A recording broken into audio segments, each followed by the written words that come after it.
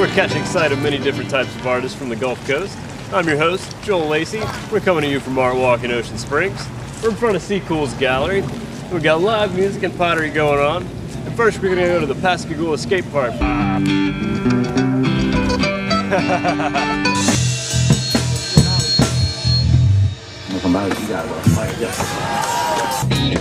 She used to ride down Market Street, waving to all high school boys she met. Hey, pretty boy, wanna give you a ride? If tonight they twice, she's really got 'em right. Tonight she really likes to fly. She's hot, she's really got a lot. If you know what's good, you better hide. I'm just a white girl, waving it black. Just a nice girl, doing it like that. The black and white, it's really like the sight. The color, the skin that I'm seeing. It's a night and day. What I'm really trying to say is the way this little girl is living. I'm just a white girl, breaking it black. I'm just a nice girl, doing it like that. Do it!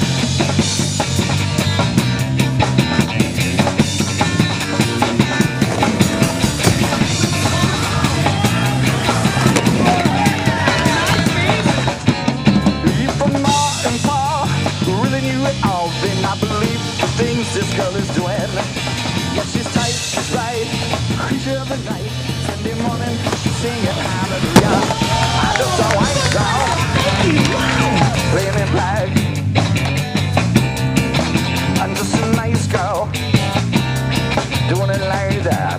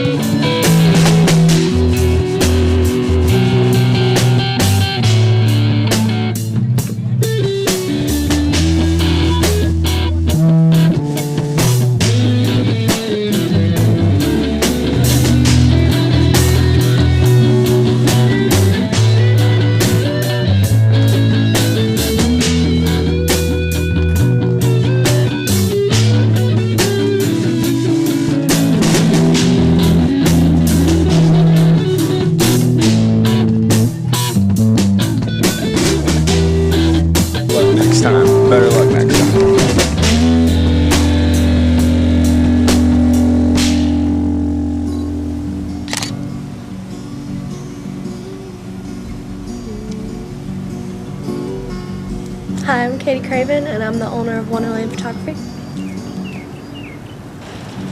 I've always loved it, ever since I was little. I don't ever remember not having a camera in my hand. I started helping a friend with her photography. I was kind of like an assistant for a little while, and then I just decided that I wanted to do it on my own. I've enjoyed it. A lot of my friends like me to take their pictures, and that's kind of how it started. You know, friends asking me to, you know, hey, take my senior portraits, or, you know, I want some family pictures, and, you know, it just kind of took off from there, word of mouth, basically. I laugh at everything. I'm not serious. I like making people laugh and getting that Kodak shot, and I like nature. I love the beach, and I've taken a lot of shots of, you know, Ingalls and stuff, go down to the point. I've never really wanted to do anything else. I mean, I've always been artistic, and I draw and I paint, and, you know, taken pictures my whole life.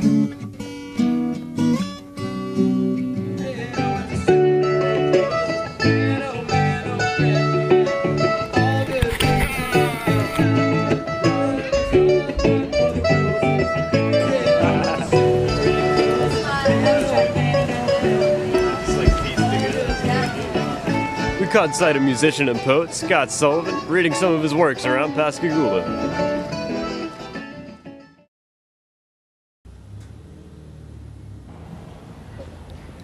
Hey, we want them untamed, fixed, anchored, no broken, pampered, ordinarily lame. Hey, we want them pets of the franchise, swank de la rank, on the plank, chastised. Hey, we want them trash, high dollar expendable putty, recycled in cash. We love the ear-to-ear salesman, selling out. Ill non-refundable vision. We love the sellouts, we love the sellouts. I say the top 40 must retreat, slump on back to the street. Call your slingers and slangers and grill up some beef, your very own to smack and keep. I say the top 40 must retreat, home field terrorists with microphones chic. Boredom and bombing, boredom and bombing, boredom and bombing. No hopes of them ever stopping. Boredom and bombing, boredom and bombing. Pray, sweet love, hiatus. Ever wanted to be a pirate? Well, Shane Sequel is the founder of the Mississippi Maritime Heritage Foundation. Shane? That's right. That's right. That's right, Joel. We're dedicated to the restoration and preservation of wooden boats. All right, next up we got a film directed by Shane Sequel. We got excerpts from The Pirate Project.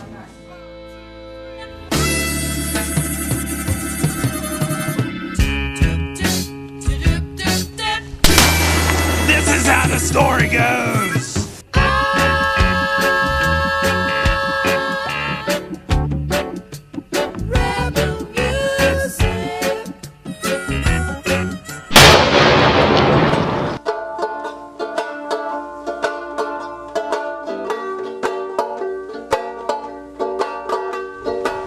Yeah, we're at Bluff Creek right now. We're at the Heritage Pavilion. This is where we do most of our work for the foundation. Get your hands off me, gold!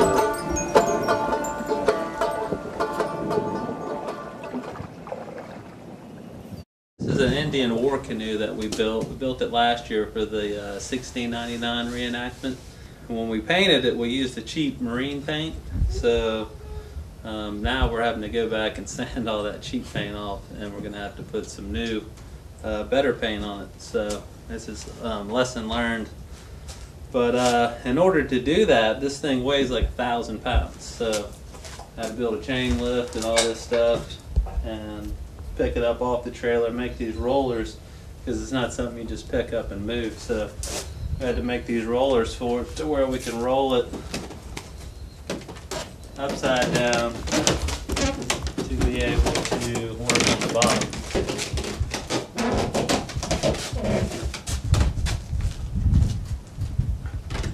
Our concept was, why cut down a huge tree and carve it all out and waste all that material. There's a couple of things, is that even if I found a tree that big, I wouldn't want to cut it down, and to buy a log like that would cost thousands of dollars. So our concept was make it out of a bunch of small logs, and we used all juniper trees that were knocked down during the hurricane, so we didn't have to cut down any trees or anything like that. So what we did was we got our trees, we cut them on the sawmill, and we cut them into boards, and we laminated them all together to make this floor right here. Sandwiched them all together, and that runs the full length of this canoe. That gave us our foundation. And once we glued all that up together, we got 4x4s of juniper and notched in a rabbet, and that rabbet went into each side, and we did that twice to where it stepped out. And then from there we just built up the sides, and then once we got up to here, we kind of did the same thing. You can see here where the boards are butted together. We got a 2x12 or whatever, laid it on here and traced out a general shape, put it on the bandsaw, cut it out, and then stacked them. So it took us about 2 months. We didn't work on it every day, we just worked on it when we could. And but it came out pretty good.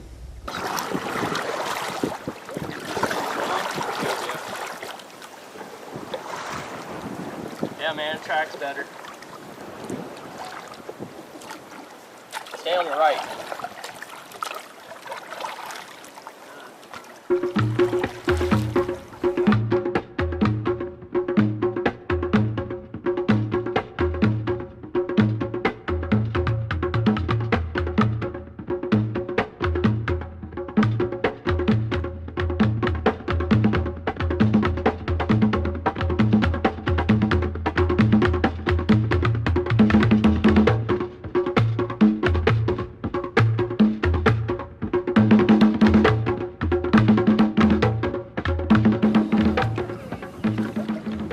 Being part of the Mississippi Maritime Heritage Foundation, get to do really cool stuff like this.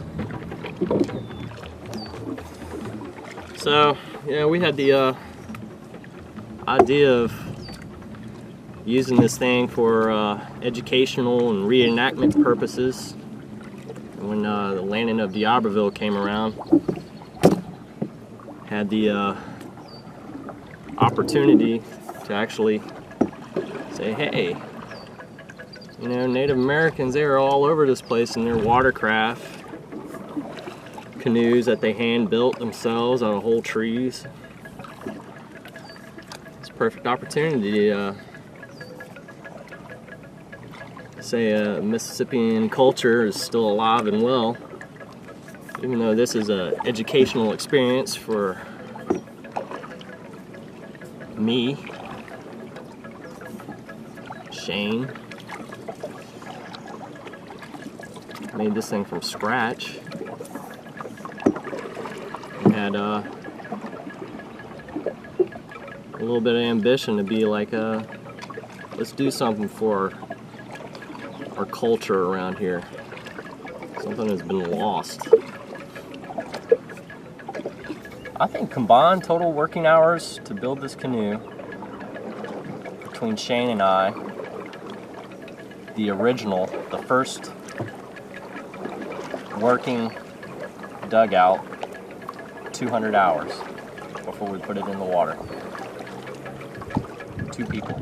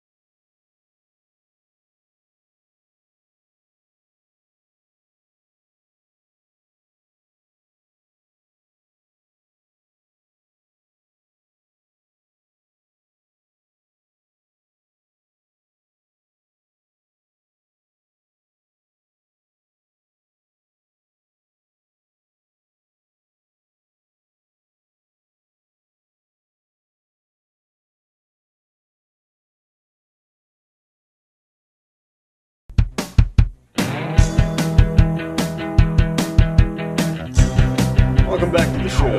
I'm still your host, Joel Lacy. We're coming to you from Art Walk in Ocean Springs. If you have any questions or comments or an artist and would like to be on the show, you can contact us here. Up next is a music video by Scott Sullivan, who we just saw, along with Caddy Vile, who's the composer of our theme song. This is Il Cinema Italiano.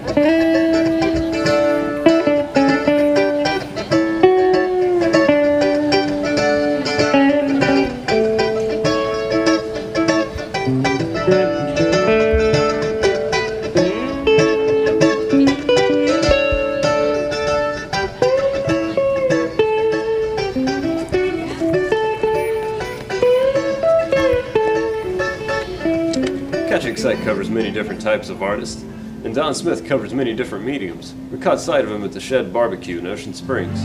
I'm Don Smith. This is the Songwriters Showcase at the Shed.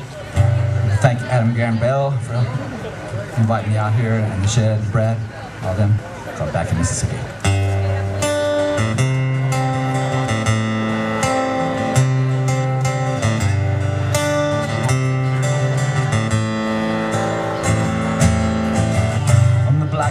Of the Delta to the hills, the Tishomingo, piney woods in between, Moss Point to Holly Springs, that's where I grew my dreams, neath an old mossy tree, back in Mississippi.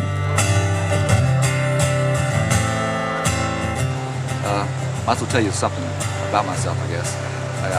I teach art in high school, and I have degrees, master's degree in art, Bachelor of Fine Arts and Sculpture. But I do all sorts of arts and things in life. A lot of people call me a Renaissance man because I do so many wide variety of things. I'm a painter, a sculptor, I play music, obviously, and I write songs, I'm a singer-songwriter, and actor. I've been in numerous movies and television commercials, and plays. Do martial arts, which is an art as well. And other than that, flying airplanes and scuba diving and a lot of other crazy things, which hopefully we'll get to in this program. And like I said, both of us can learn something on the way, have an adventure. Our roots run deep like the Mississippi.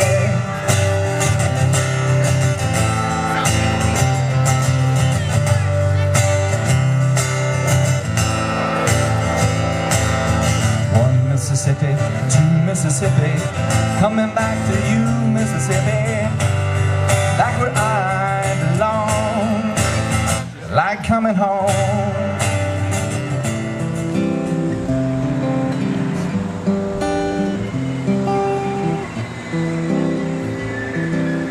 Hey, it's Don Smith, and I'm off on another art adventure. I'm on the banks of the Pascagoula River, and I was looking for some old pottery, and I found an old shard of a pot made hundreds of years ago or thousands of years ago, I don't know, but it's pretty cool. And, came down here really to show the process that they would use a long time ago to make pottery, and all you would have to have is some clay you dig up on the riverbank usually, and your hands. It's the only tools we're gonna need. So all you gotta do is take it and kind of smash it in case there's some air bubbles in there. But you don't want to smash it flat. You want to keep it round all the time. So what I want is a nice smooth ball.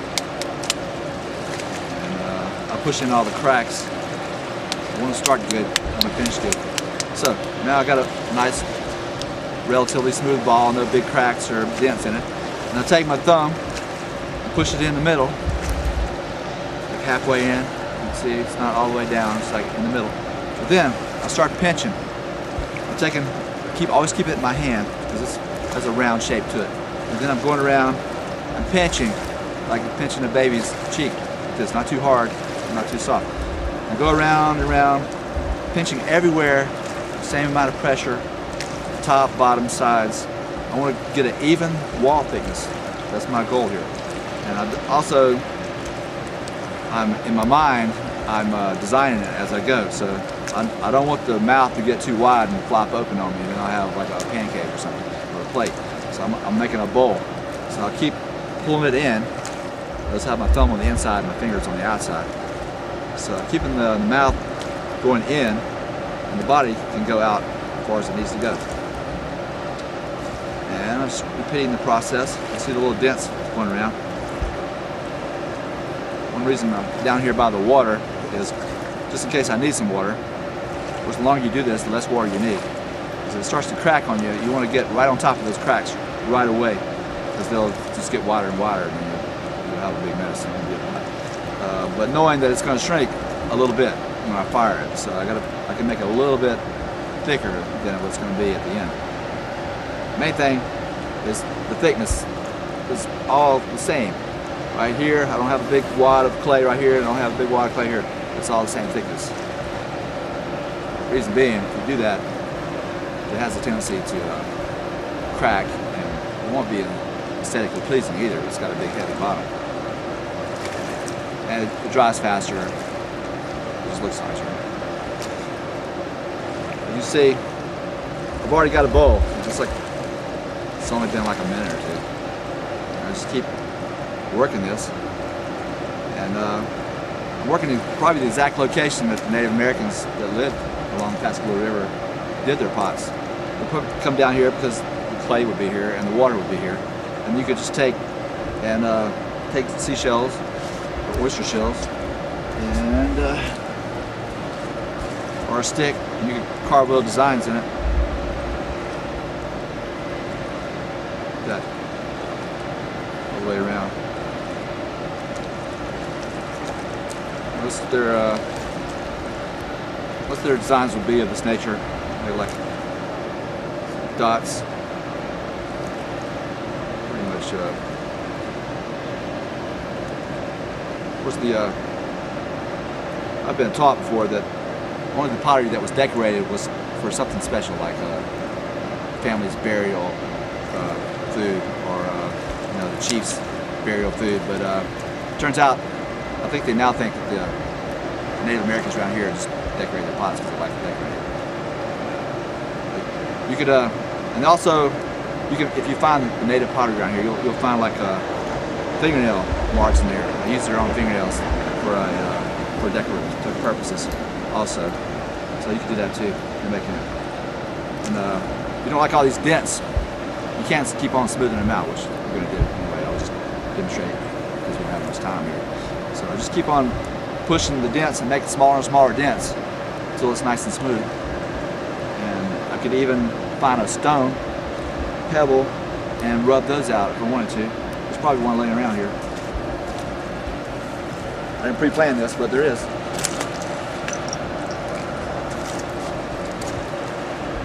That's why it's perfect to work down here, because it's like all the tools, everything I need is all right here. So I can just take this and rub out all the unwanted dents there. If I didn't want those marks that I already put in there, I can take them out too. That's pretty much all there is, except for the firing part.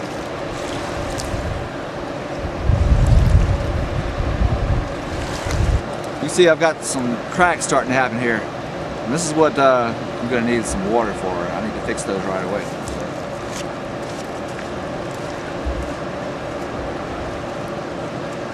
Let's get my hands wet. I don't want to dip the pot in the water because it'll be a big sloppy mess then. There, no more cracks. I just push them together. If you let them keep on developing, it'll be a big fissure. It'll just come apart. So you can definitely want that.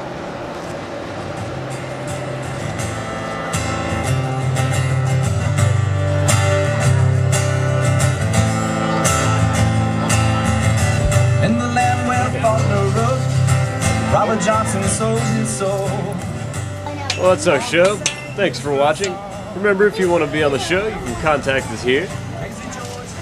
I'm your host, Joel Lacy, leaving you with a quote from Banksy. The holy grail is to spend less time on a picture than it takes people to look at it. Thanks for watching. Catch you later. Yeehaw! You know, the truth behind this painting, she broke it, and she thought it looked cool like that. No, not really.